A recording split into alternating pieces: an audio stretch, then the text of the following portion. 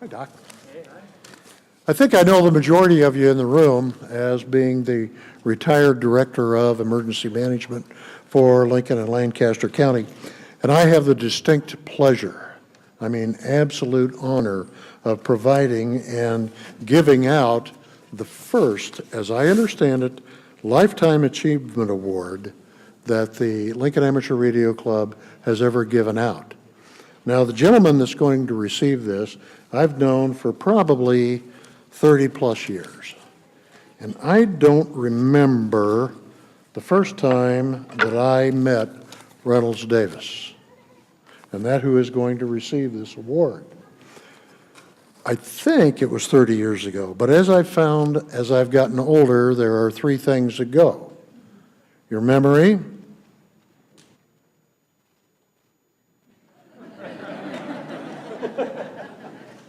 I don't recall the other two, but I know there are two others. I met Reynolds, we both sat on a committee that was either through civil defense or emergency services. And I represented the Lincoln Police Department. I was a captain on the police department at that time. And that's when I got to know Reynolds. Reynolds basically, I think, was involved in just about every aspect of the functions of civil defense, and then changed the name to emergency services. In 1998, I got loaned to the county as the interim director of emergency management. In a very short period of time as being the interim director, the county board approached and said, "Doug, why don't you retire, apply for this job, and we'll hire you." I said, "No, I'll apply for this job, you hire me, then I'll retire." And it worked out. And it worked out very, very well. And again, I got to work very closely with Reynolds Davis at that time. You know, I wanted to make sure that I covered all of the areas that Reynolds was involved with over the years. And remember that for 44 plus years, Reynolds was a member of the Lincoln Amateur Radio Club. I think his sole purpose in life was to volunteer for just about every function that he could volunteer for. I think foremost on his mind was what we're doing today, and that's training and providing for storm spotters in Lancaster County. There's absolutely no way that the county nor the city could afford to pay those folks that go out and set at locations that are determined by, again, Reynolds in the past. When I was a director, I questioned all of you folks' mental health for doing that. Because at that particular point in time, I was fat, dumb, and happy down the basement of the Emergency Operations Center listening to you folks call in what the weather was doing outdoors. But I think Reynolds basically, that was one of his prime programs that he established. I don't know if a lot of you know, though, that National Geographic sent a film crew to our Emergency Operations Center to do a story about our spotters network here in Lancaster County.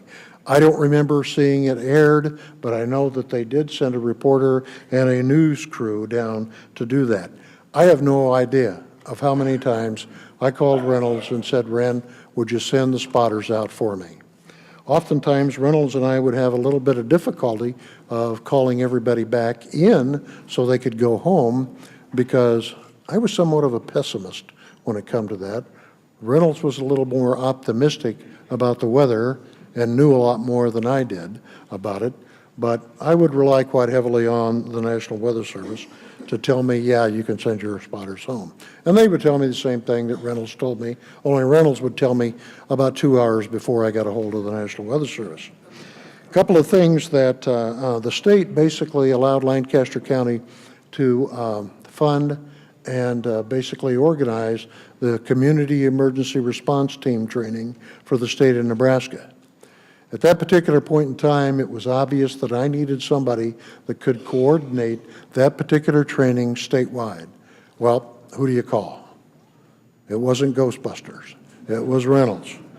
And I think that a couple of the accomplishments, and you correct me if I'm wrong, Ren, that the school district in Grand Island paid their teachers a stipend to go through the CERT training, that every school in Grand Island had a CERT team available to them. I think we did training in Valentine, as far as Scottsbluff and those locales. Now, the state took that back from us after we had it up and going the way that it should be. And to be real honest, Ren was doing it part-time.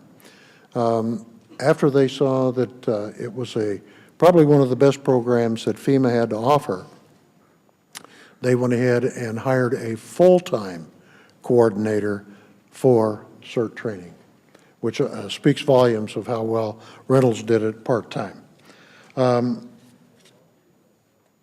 Medical Reserve Corps, you saw that. Reynolds was hired basically by the health department to get that up and running. And I think he did an outstanding job of doing that. Anytime I needed something done, I would call Reynolds, regardless of what that was. I don't know if a lot of you remember that, several times I called the Amateur Radio Club through Reynolds to take locations throughout Lancaster County because the 911 center had gone down for whatever reason. I think a lot of you in the room basically went to points that we had identified so that people could go someplace to report an emergency. Snow. You know, we didn't have it this year, but in years past, when it basically became an issue of people getting around, who do you call? I called Reynolds. I said, hey, can the guys that got four-wheel drive go out and basically pick up nurses and doctors, take them to the hospital, and take them home? We had dialysis patients that were picked up that had to have that done when no one else was getting around but members of the Amateur Radio Club and was set up by Reynolds. Meals on Wheels.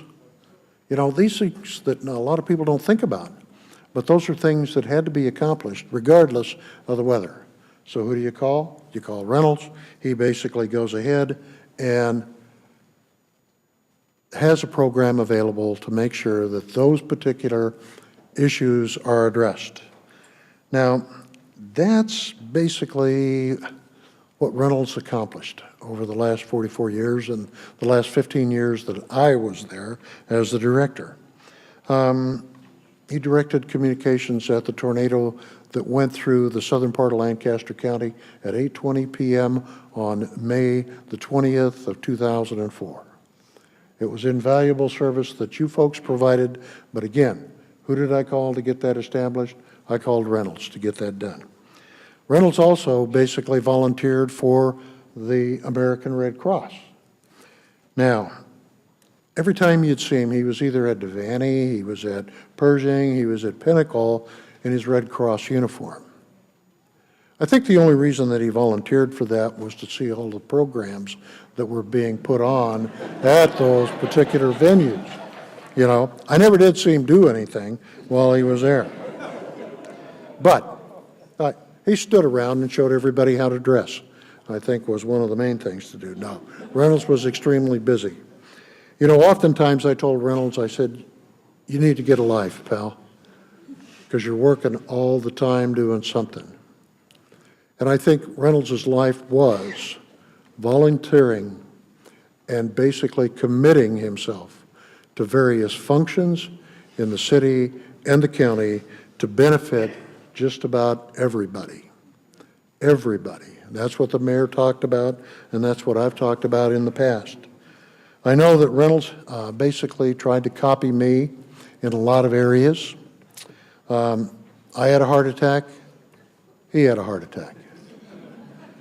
I had an abdominal aortic aneurysm.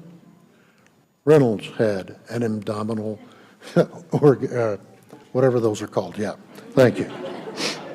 Abdominal aortic aneurysm. I think, though, that his was a little more serious than mine because his ruptured, mine ruptured as they were taking it out. But I will tell you this, Reynolds, in my humble opinion, God forgot where you are right now because he should have taken you at least twice. But he forgot that you were here on earth and that you were providing a service that people basically could not do without. So with any further ado, I'm going to basically present this to Reynolds, and I hope you folks appreciate everything that he has accomplished over the last 44 years. Thank you.